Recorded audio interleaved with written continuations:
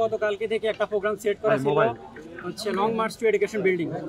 তো আমাদের হচ্ছে 7 কলেজের শিক্ষার্থীরা এত কাছে থেকে তোলার কি আছে আন্দোলনের ডাক দিয়েছিল।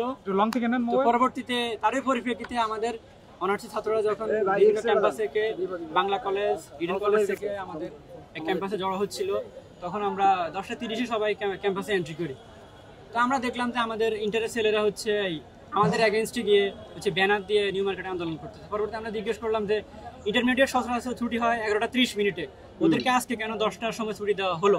এর পিছনে কি কোনো ষড়যন্ত্র আছে কিনা, কিংবা এর পিছনে শিক্ষকরা জড়িত আছে কিনা, এটা আমাদের অবশ্যই জানতে হবে।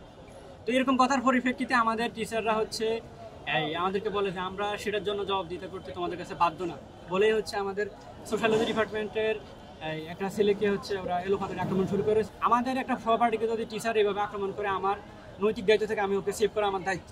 তো আমি যখন ওকে সেভ করতে যাই তখন হচ্ছে ওইখানে 50 থেকে 60 জন টিচার ছিল, সবাই হচ্ছে আমাকে আক্রমণ করে।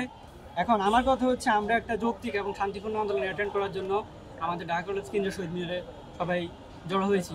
এখন আমাদের টিচাররা কিভাবে ছাত্রদের উপর আক্রমণ করে আমি এর তীব্র নিন্দা এবং প্রতিবাদ জানাই, এবং যারা এর সঙ্গে সংশ্লিষ্ট তাদের দ্রুত বিচারের আওতায় আনতে হবে।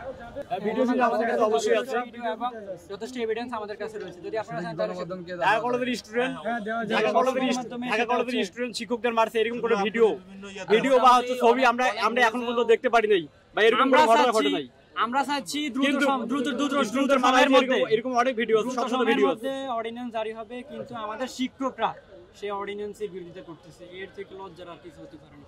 আমরা চাই দ্রুত সময়ের মধ্যে অর্ডিন্যান্স হবে, অর্ডিন্যান্স হয়ে 7 কলেজ নিয়ে যে একটা সমস্যা সেটার চূড়ান্ত সমাধান হবে।